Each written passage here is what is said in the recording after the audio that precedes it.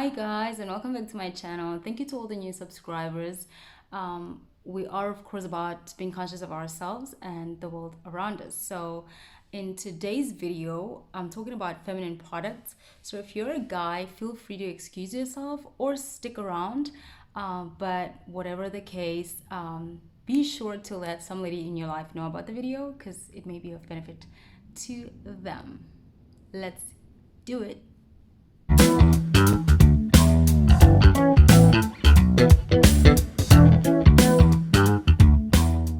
So in today's video, I'm going to get into period cup tips, but before I do that, I'm just going to briefly explain what a period cup is. It is a sanitary product, an alternative sanitary product to pads or tampons, and just like those, it also comes like in a variety of brands, and the cup that you decide to go for is dependent on a number of things, which I'm not going to really delve into in this video. However, there's lots of videos on YouTube that cover that, what kind of cup you should get. It's going to be dependent on things like your flow. It's going to be dependent on things like the height of your cervix. Yeah, so to just show you, I've got one with me just to give you an idea, like a visual idea of what a period cup looks like. This is just one of them. This is from, they used to be called the Princess D cup. I think it's now called the Pink cup. So I got mine about 2 years ago. And when I got it, it wasn't very popular on this side of the world, as a sanitary alternative. All right. So I hadn't done a lot of research into what cup you need to go for, like the things that I just mentioned. You need to consider that because it's very important in ensuring that you get the cup that's going to be like the best fit for you. And so with the Princess D cup, it didn't work so well for me, so I would have a lot of leaks. And then I did research, and I got another cup which is called the Lina cup. All right. And so before I also just get into the tips, I'm gonna just touch base on the benefits of this little guys, or not so little guys. But don't worry, again, there's lots of videos on YouTube that explain things like how you insert, how you remove the cup. So that's not what I'm gonna be speaking on in this video. I'm just gonna stick to tips that I found were not really, like, I don't know whether I wasn't paying attention when I did a bit of research, or it just wasn't really spoken enough or emphasized enough. And I think it really can help you in your journey of using the cup. So yeah. Okay, so what are the period cup tips? So the first tip I'll mention is it's cost effective. So basically you can wear it or use it for like 10 years, depending on the brand, because it uses medical grade silicone, so it's reusable. So obviously if you compare the cost of other sanitary products like pads and tams, which are not reusable, over a period of 10 years versus a period cup, it's considerably way more cost effective. The prices, as I said, the Princess D, I bought it, this is about 2 years ago, for like 400, and they were the only suppliers locally, okay, the only brand that was locally produced in South Africa at that time. With my Lina cup, I spent about 800 because I had to buy it from abroad. So I would say roughly, you're looking at spending around 400, give or take. That's dependent on the brand, that's dependent on where you're getting it, that's dependent on, sometimes even the size of your cup. So obviously I'm using the cup, so I haven't been on the market. But yeah, so the second benefit is that you can wear it for up to 12 hours depending on your flow, but generally you can wear it for up to like 12 hours. And so obviously that's about an extra 4 hours that you will get with other sanitary products like pads or tams.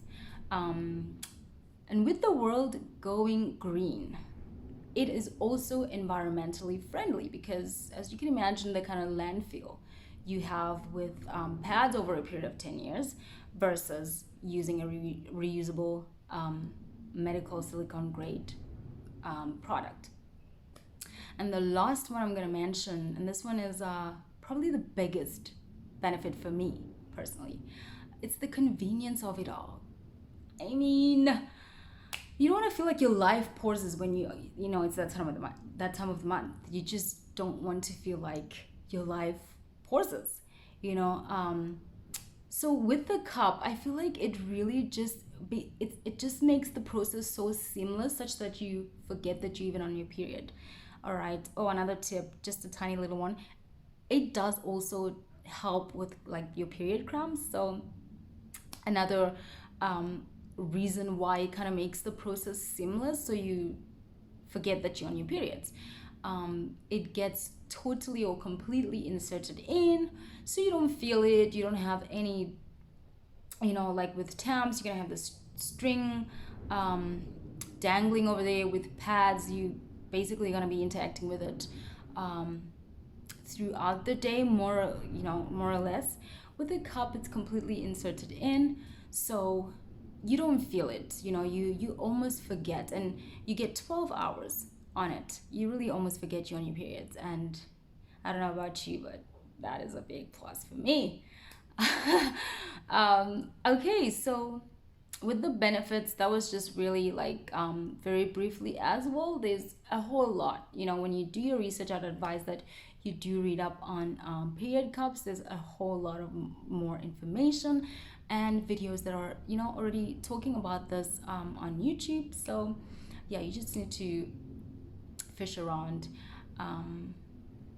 Yeah, so let's get into the business of the day. Period cup tips. Now I just chose to focus on a few because, like I said, I feel that it's so easy to overlook them. However, they're so important. Okay, so the first tip is get comfortable. Get comfortable with your body. Okay, because unlike tams or pads, all right, those you have minimal interaction, okay, with your internal side of the vagina. Whereas with the cUP, as I mentioned, it gets inserted totally in. And again, I mean, if you remember what it looks like, it does look quite big, right? I mean, it is big. But like I said, there's a lot of videos that get into how you insert it in, the different folds, etc., etc. But that's not my focus for this video. So I'm just gonna, did you hear the pop? Yeah, it's supposed to do that when it's inside. Anyway, so I would say that because it gets inserted in, it becomes really important that you get comfortable with yourself. You get comfortable with being all up in your business, okay? Yeah, that's something that I struggled with when I started using the cUP. As you can imagine, I've kind of been like on other sanitary products for a long time, and like only recently, like about 2 years ago, I switched over to the cUP. And you've never needed to be sort of all up in your business, like I said, all up in your business like that with the other sanitary products. So a cUP really is going to kind of demand you to be comfortable, to just with your internal anatomy, I call it the internal vaginal anatomy. So that would definitely be the first tip for me. And then with the second tip, they're very much linked with the first. So getting comfortable will help you. For instance, when choosing the cUP, you'll have to understand things like, how high is your cervix? Is it high? Is it low? Is it medium? all of that is going to need you to be all up in your beeswax. You know what I mean? To measure the height of that, you basically utilize your hands. Can you see? They don't have fingertips, nail tips, I mean to say. So yeah, that's another thing. I'm not sure how ladies with fingernails that like to have their nails long, how they go about this beeswax, but you use your hands, because with tampons, I mean, you can use an applicator, so you don't really get to interact and be all up in your business. But with period cups, you're going to have to, in terms of inserting, in terms of removing it. And so with that, getting, or just having that general understanding of your anatomy, where's what? Where's the cervix? Where's, you know, just the internal structures is going to help you with the things like inserting. Because geez, if you don't understand that, you can have a really hard time with using the product, and chances are it will leak a lot because it's just not positioned right. So I would say the second tip would definitely be understanding the position of your cervix. Okay, because obviously, another thing, the cup doesn't absorb blood, it collects. So you need to understand that in terms of you're inserting it and how it needs to be positioned, it needs to sort of be at the mouth of the cervix, where that's where the blood comes out of, inside. Okay, that's where it's so the cup needs to basically be at the mouth of the cervix. So it becomes really important to understand that, like, don't be like me. I thought the cervix is sort of like a vertical, right? But it's more like slanted. That's the position. It's not sitting like that. It's more like a slanted position. So when you insert the cup, you can't insert it. Obviously, it's gonna miss the mouth. It has to slant. So that would be the second tip. The last tip is panty liners. Now, the cup can leak, for a lot of reasons.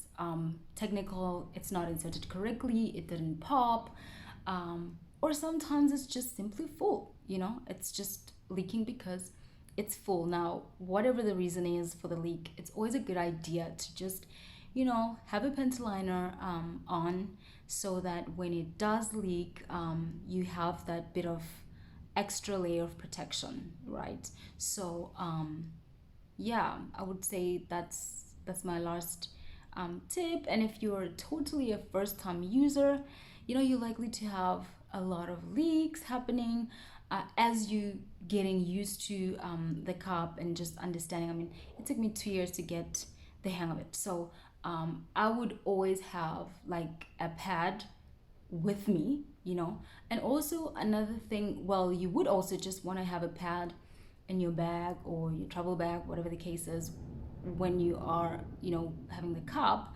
not for leaks necessarily, but sometimes you're not able to, because the cup needs you to, have a place where you can properly remove it and, dispose of the blood, rinse it.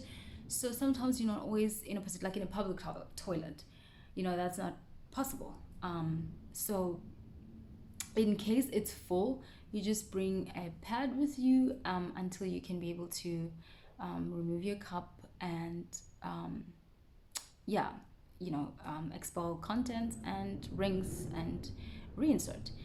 So yeah, that's it from me, and I hope that you guys found this beneficial and that you'll give the cup a try. Okay, plus, if you're in Africa, it's very hot. Yes, so if you're looking for an alternative to the sort of pad and getting all soaky, I think that a cup is definitely an alternative worth giving a try that you can look at. So yeah, thank you very much for watching. Please do subscribe if you are, want to be part of the Consciolite family. And see you guys next time.